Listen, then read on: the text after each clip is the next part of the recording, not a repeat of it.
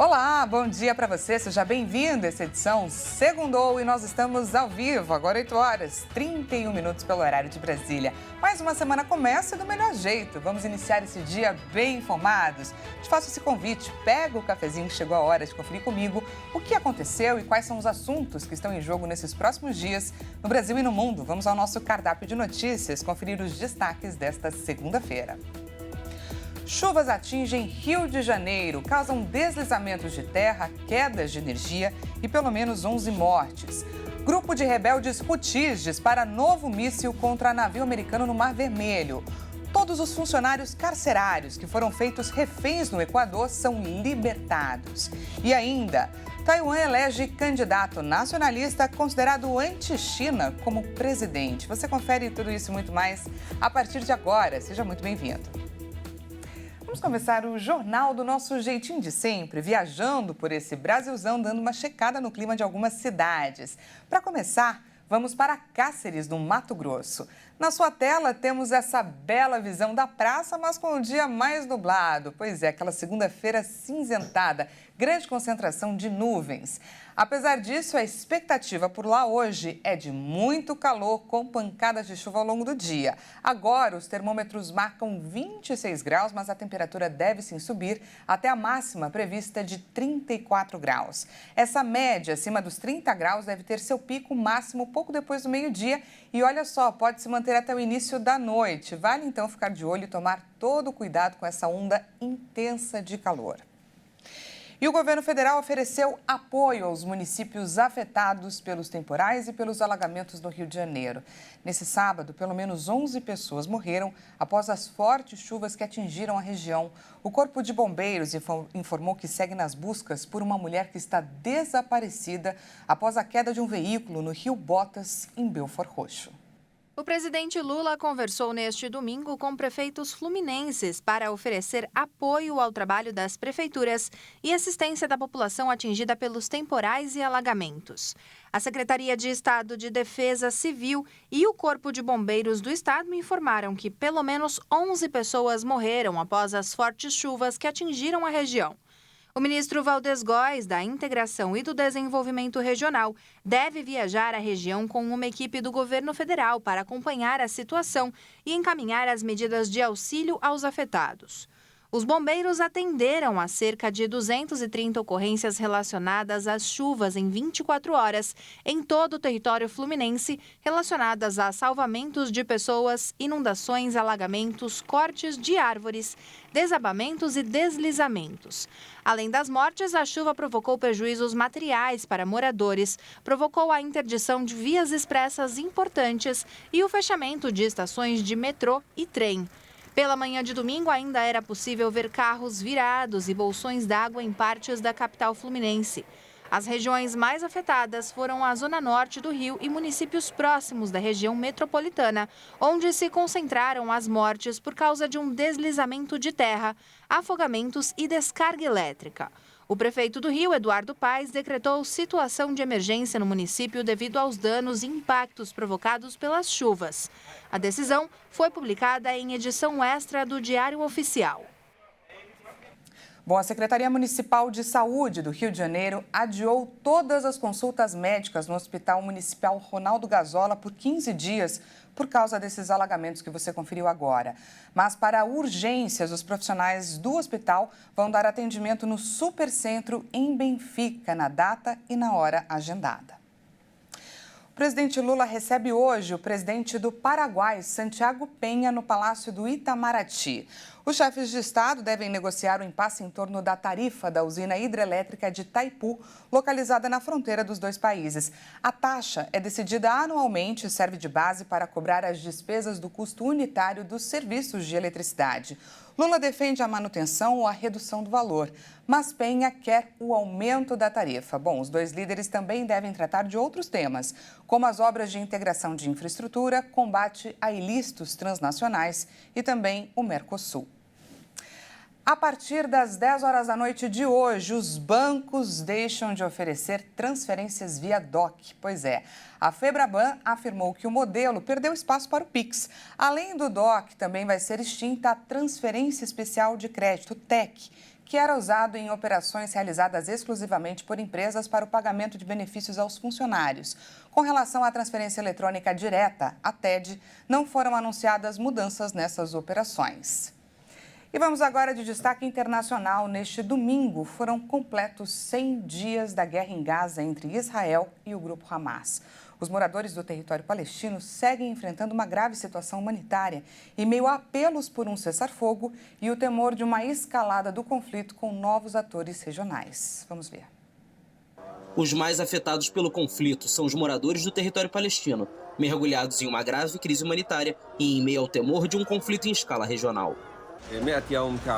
100 dias significam mais sofrimento, mais colapso humanitário em todos os serviços humanos prestados pela ONU e outras instituições. Temos 1,9 milhão de deslocados, o que representa cerca de 90% da população da faixa de Gaza. Nos abrigos da ONU, há aproximadamente 1,4 milhão de pessoas em 155 escolas. Em sua fronteira norte, Israel também enfrenta ataques do movimento islamista libanês Hezbollah, que faz parte do eixo da resistência do Irã e inclui grupos armados hostis a Israel e aos Estados Unidos. O que o inimigo conseguiu em 100 anos, 100 dias, desculpe, além de matar. O assassinato de mulheres, crianças, civis, causando destruição e retratando brutalidade. Não conseguiu nenhuma vitória real ou aparência de vitória, e os sionistas concordam com isso. Falhou em atingir seus objetivos declarados, semideclarados e implícitos.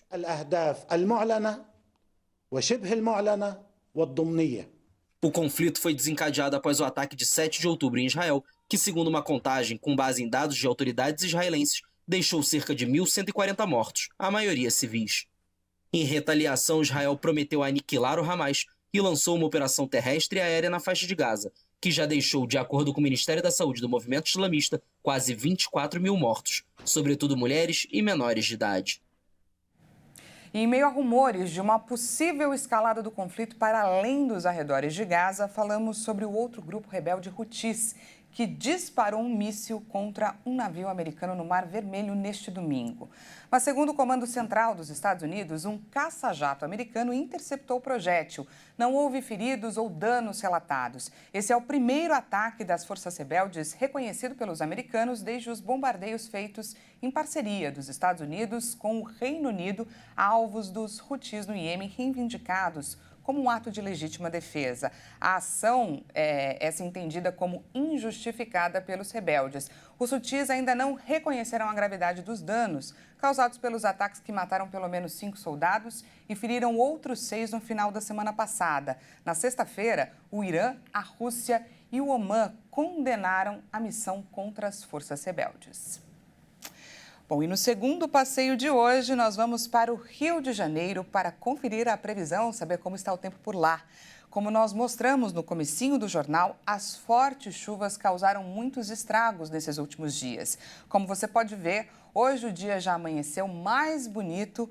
Um convite aí para aproveitar a praia, mas vale ficar de olho. O Rio de Janeiro tem previsão de pancadas fortes de chuva na parte da tarde e também na parte da noite, junto de um alerta do INMET para chuvas intensas. Apesar disso, a região também está com alerta de calor excessivo, ou seja, muita chuva e muito calor. A temperatura por lá agora é de 25 graus, mas ela deve subir até os 36 graus. Então, para quem está agora no Rio de Janeiro, planeja ir para essa região nos próximos dias, todo cuidado é pouco. Calor excessivo e fortes chuvas são um risco, é claro. A gente deve sempre ficar de olho na previsão para manter aí todos os cuidados possíveis. Veja a seguir, todos os funcionários carcerários que foram feitos reféns no Equador são libertados. E ainda, Taiwan elege candidato nacionalista, considerado anti-China, como presidente. A gente volta já já, não perca.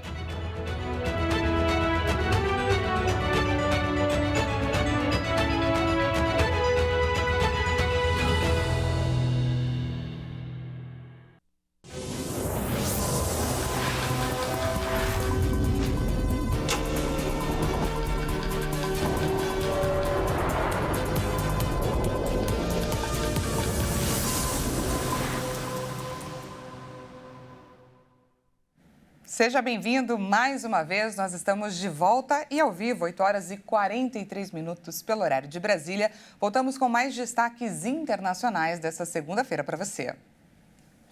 O atual vice-presidente de Taiwan, Lai Ching-te, confirmou o favoritismo apontado pelas pesquisas e venceu as eleições presidenciais. Logo após a confirmação da vitória, Lai discursou para apoiadores. Esta eleição mostrou ao mundo a persistência do povo taiwanês na democracia. Espero que o outro lado do estreito também possa entender plenamente essa voz.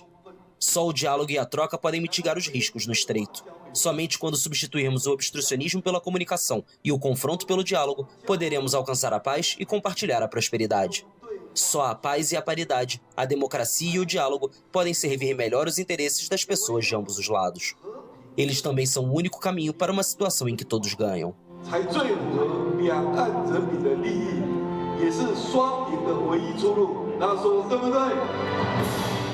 As eleições foram realizadas à sombra das ameaças da China, que considera a ilha parte de seu território e nunca deixou de proclamar sua intenção de reunificar o país, pela força se necessário. Antes da votação, Pequim pediu aos taiwaneses que tomassem a decisão certa se quisessem evitar a guerra e descreveu Lai como perigoso separatista. Estamos determinados a proteger Taiwan de ameaças contínuas e da intimidação da China. O status de Taiwan, onde vivem 23 milhões de pessoas, é uma das questões mais espinhosas na rivalidade entre China e Estados Unidos. A ilha é fundamental para a economia mundial, tanto por sua posição estratégica entre o Mar da China Meridional e o Oceano Pacífico, quanto por sua indústria líder de semicondutores, componentes essenciais em telefones, automóveis ou mísseis. Em um recente discurso de fim de ano, o presidente chinês Xi Jinping garantiu que a China, sem dúvida, se reunificará.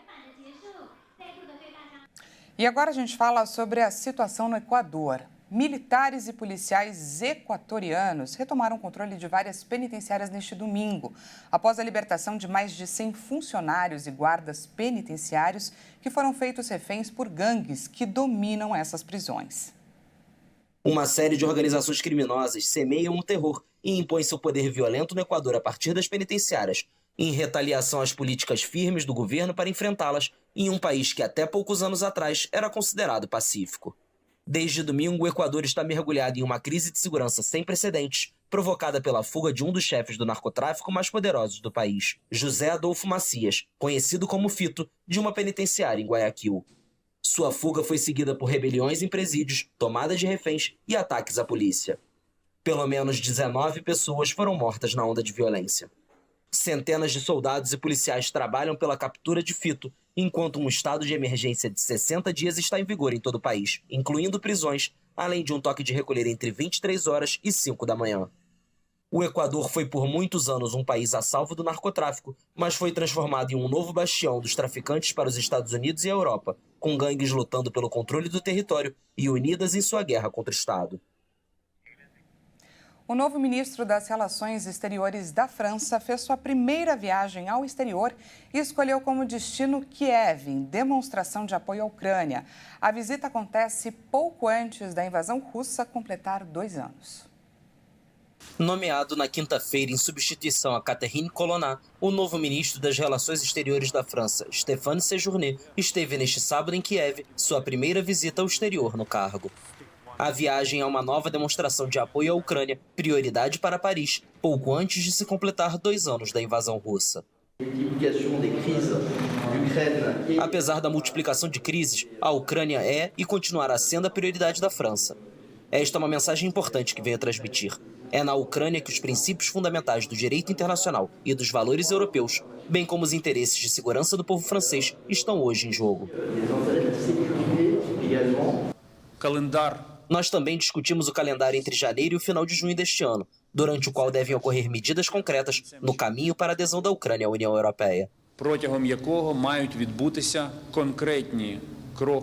A visita de Séjourné ocorre em um momento delicado para a Ucrânia, pois seus aliados na Europa e em Washington estão enfrentando dificuldades para manter todo o apoio financeiro e militar. Segundo um relatório parlamentar publicado em novembro, o suporte militar francês à Ucrânia chega a 3,2 bilhões de euros, cerca de 17 bilhões de reais. Uma pesquisa do Instituto Kiel revelou em dezembro que a ajuda prometida à Ucrânia entre agosto e outubro de 2023 caiu globalmente quase 90% em relação ao mesmo período de 2022, atingindo o ponto mais baixo desde o início da invasão russa. E o novo presidente da Guatemala, Bernardo Arévalo, prometeu nesta segunda-feira resgatar as instituições do seu país da corrupção e da impunidade no seu primeiro discurso após ter sido empossado para um mandato de 4 anos. A cerimônia aconteceu após horas de atraso em meio a protestos.